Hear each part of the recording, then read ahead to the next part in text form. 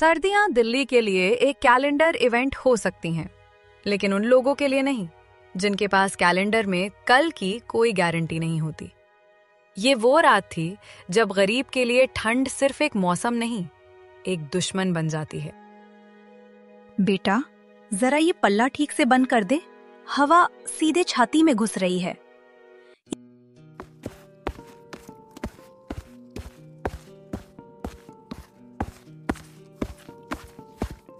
कर दिया दादी। आज की रात तो जैसे आग बरस रही है, पर ठंडी आग। बेटा, आग तो तू है मेरी। जब तू पास होता है तो मुझे कहाँ ठंड लगती है। प्यार जो सबसे बड़ा हीटर होता है, मगर कभी कभी सबसे सच्चा प्यार भी एक कंबल की जगह नहीं ले पाता। कमबख्त, तुझे भी आज ही धोखा देना था। बेटा, ये रजाई भी अब जवाब दे गई। मेरी हड्डियों में ठंड बैठ गई है। आप चिंता मत करो दादी, आज मेरी दिहाड़ी का इंतजाम अभी तक हुआ नहीं है, मगर मैं वादा करता हूँ कल काम पे जाके सबसे पहले आपके लिए एक गरम शॉल लाऊंगा। और आज रात मैं आपको अपनी बाहों में सुलाऊंगा, मेरी धूप। दीपक को अचानक से ठेकेदार के कई बातें याद आती हैं। अरे, ठेकेदार का टाइम तो 9 बजे का था। अभी अगर मैं भागकर जाऊं। कहाँ जा रहा है इतनी रात को? बस अभी आया दादी, ठेकेदार का हिसाब लेने। वो 300 रुपए मिल जाए तो अभी कंबल नहीं तो कम से कम एक गरम चादर तो ले आऊंगा। आप यहीं रहना, मैं भागा भागा अभी आता हूं।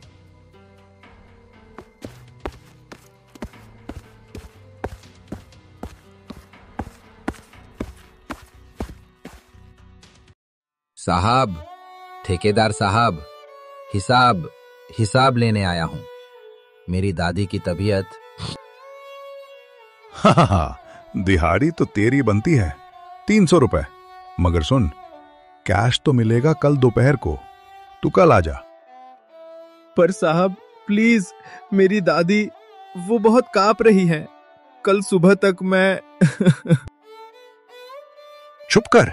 क्या हर बात में मरना मरना लगा रखा है? सब यही मरते हैं। जा, कल आना। निकल यहां से। खाली जेब, भारी मन। ये सिर्फ 300 रुपए का नुकसान नहीं था, ये मानवीय गरिमा पर किया गया हमला था। दादी, ठेकेदार ने पैसे नहीं दिए। कोई बात नहीं बेटा, तू आ गया, बस इतना ही काफी है। दीपक का चेहरा चिंता से भर जाता है। वो राधा का हाथ छूता है। हाथ बर्फ जैसा ठंडा है। खाली जेब, भारी मन। दीपक के पास अपनी दादी को गर्म रखने के लिए सिर्फ उसका शरीर था। दीपक जल्दी से अपनी जैकेट और शर्ट उतारता है और राधा माँ को ओढ़ाता है। अरे, तू क्या कर रहा है? तू पहन इसे, तू भी बीमार पड़ जाएगा। आपको पता है दादी, एक जान को बचाने के लिए अगर दूसरी जान को खतरा हो तो खतरा उठाया जाता है। आप मेरी जान हो। मेरी गर्माहट काफी नहीं है, मुझे कंबल चाहिए। शंकर भाई, चौकीदार, मुझे कंबल लाना होगा अभी। वो एक पुरानी चप्पल पहनता है और आधी रात की बर्फीली गली में भाग निकलता है। दीपक हाफता हुआ चौकीदार शंकर के छोटे से कमरे के बाहर पहुंचता है। वो दरवाजा जोर से खटखटाता है। कौन है बे? ओहो दीपक, तू तो कांप रहा है। शंकर भाई, मेरी दादी, उनकी तबीयत बहुत खराब है। क्या आपके पास कोई पुराना फटा हुआ कंबल है? बस आज रात के लिए दे दो प्लीज। मेरे पास सिर्फ एक कंबल है। गरीबी एक अजीब बंधन है, लेकिन उस रात एक बेटे का प्यार उसकी मजबूरी से बड़ा हो गया। शंकर अंदर जाता है और एक छोटा फटा हुआ लाल रंग का कंबल लेकर आता है। ये ले, ये मेरी माँ की आखिरी चीज थी। फटा है पर ऊन है इसमें। कल सुबह मुझे वापस चाहिए। धन्यवाद, मैं नहीं भूलूंगा।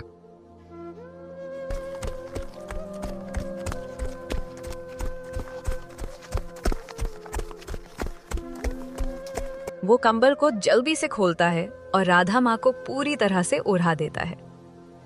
कंबल की पुरानी गर्माहट राधा के शरीर को छूती है। देखिए, इसमें गर्माहट है। सो जाओ दादी, अब सो जाओ। कभी कभी सबसे बड़ी दौलत पैसे नहीं होते, बल्कि किसी और के लिए किए गए त्याग की गर्माहट होती है। उस रात उस फटे हुए कंबल में प्रेम ने ठंड को हरा दिया था।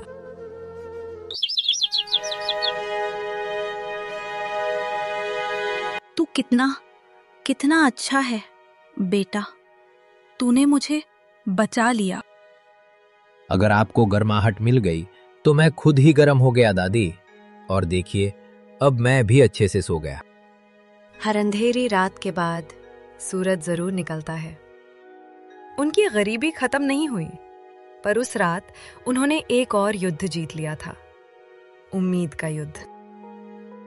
ठंड की ये रात चली गई।